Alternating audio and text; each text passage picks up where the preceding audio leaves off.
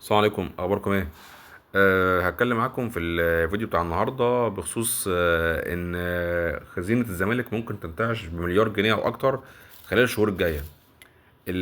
هتقولي لي ازاي؟ هقول لك عن طريق فكره قدمها شخص اسمه عبد الله السعيد. هو مدير الفكره دي وصاحب الفكره دي. هتكون عباره عن تطبيق او ابلكيشن مختص بالسله الغذائيه.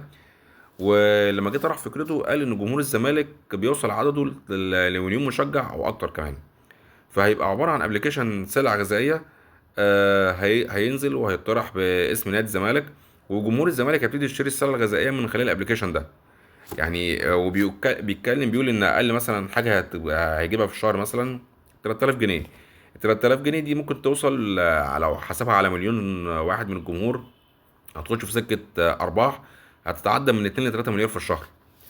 فعبد الله السعيد راح قعد في النادي، قعد مع استاذ حسام المندوب واتكلم معاه في الفكره، والفكره عجبته جدا جدا. وابتدى يتكلم مع عبد الله السعيد ان لازم يحط له اطار قانوني للفكره دي. وقعد مع المستشار القانوني في الزمالك، وابتدوا يتكلموا ان هم ازاي يقدموا عرض قانوني للنادي بخصوص الفكره دي.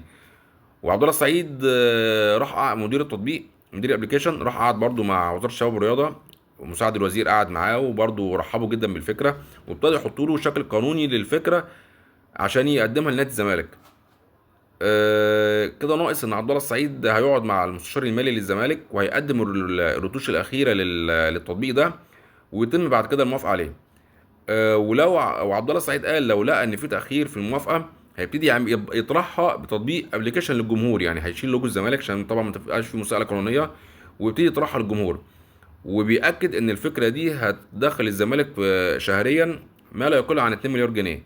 فاحنا بنتمنى طالما في مشاكل كبيره جدا في النادي كده يكون في سرعه استجابه لعبد الله السعيد بتطبيقه، ويتم تنفيذها في اسرع وقت عشان يبتدي الفلوس تخش جوه النادي، ونبتدي نحس ان في انتعاشه ماليه جوه النادي تقدر تجيب لك صفقات.